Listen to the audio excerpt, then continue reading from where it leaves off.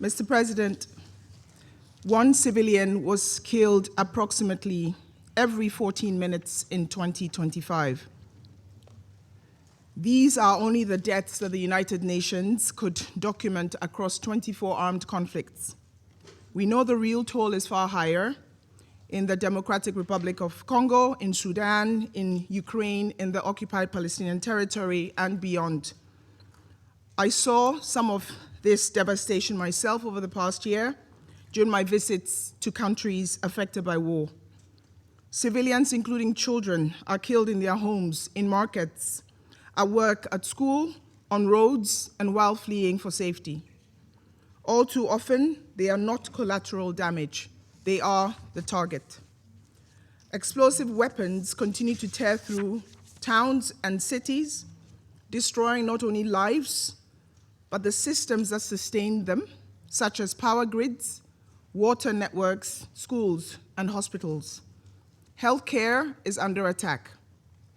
10 years after this Council adopted Resolution 2286 on the protection of healthcare in armed conflict, the situation has only gotten worse. In 2025, the United Nations recorded more than 1,350 attacks on medical care across 18 conflicts. Hospitals and ambulances were hit. Medical personnel killed, detained, intimidated, criminalized, simply for doing their jobs. Conflict-driven hunger has deepened. 147 million people faced acute food insecurity in 2025, driven largely by armed conflict. 2 famines were confirmed, not because food was unavailable, but because of the way parties conducted hostilities, used siege tactics, and denied humanitarian access. Food has become a weapon of war. Sexual violence remains widespread. The United Nations reported about 9,300 cases last year. The overwhelming majority women and girls, many of whom will struggle to get the basic assistance they need. We know that number, unfortunately, is much higher. Children are abducted and recruited to fight. Too many are injured and killed, a direct result of the use of explosive weapons in densely populated areas. Information and communication technology, including social media, is used to abduct, to extort, and recruit children. Journalists are targeted. According to UNESCO, 186 journalists were killed while covering wars and conflict zones between 2022 and 2025, a 67% increase compared to the period 2018-2021. Persons with disabilities are left behind when bombs fall and warnings fail. Last month, the Emergency Relief Coordinator, Tom Fletcher, briefed this Council on attacks against humanitarian workers.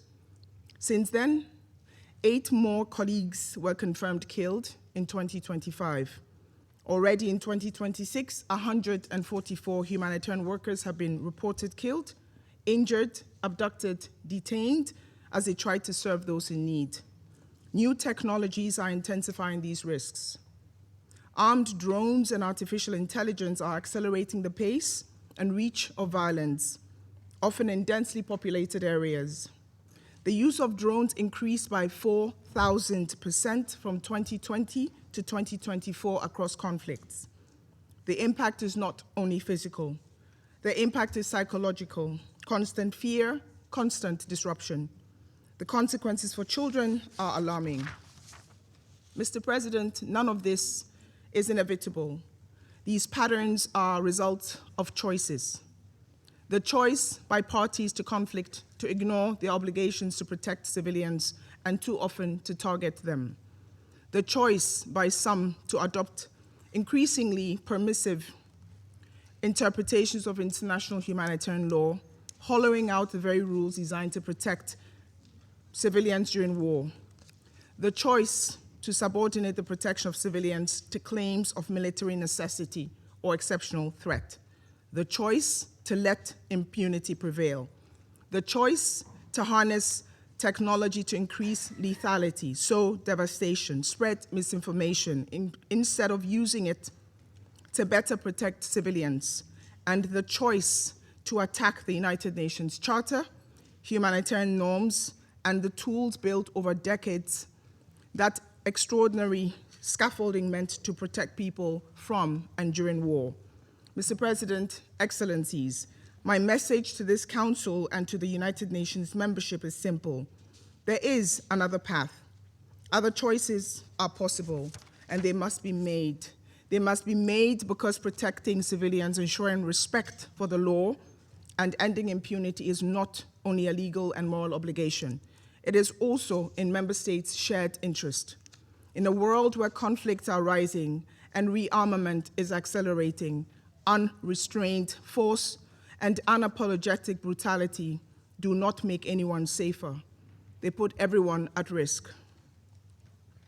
Those who believe war will never reach them, their families, or their people are living in a dangerous illusion. War does not respect borders. It does not respect privileges. So the law exists, the tools exist. What is needed now is the resolve, the leadership, the courage, and the moral clarity to hold the line and to push it forward. Protecting civilians requires more than expressions of concern. Protecting civilians requires genuine commitment that translates into concrete action. To uphold the United Nations Charter and prevent disagreements from escalating into armed conflict. To ensure respect of international humanitarian law without exceptions, without selectivity, regardless of who the parties are. No reinterpretation, no exceptionalism, no double standards. To avoid the use of explosive weapons in populated areas and call out those who raise entire cities to the ground. To stop the transfer of weapons when there's a clear risk they will be used against civilians. To safeguard medical care, humanitarian personnel, and journalists, not stigmatize them, not criminalize them. To keep human control over the use of force. To steer AI and technology towards greater, not lesser, protection of civilians, protection for civilians. To help victims seek justice and to end impunity. Mr. President, protecting civilians in armed conflict is not charity. It is the minimum that humanity and civilization require. It is central to peace and security. It is the responsibility of this Council and of every member state that signed the United Nations Charter. And it is what many people around the world expect the member states of the United Nations to do. It cannot be outsourced.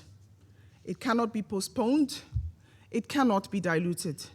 It is the choice we have to make now. I thank you.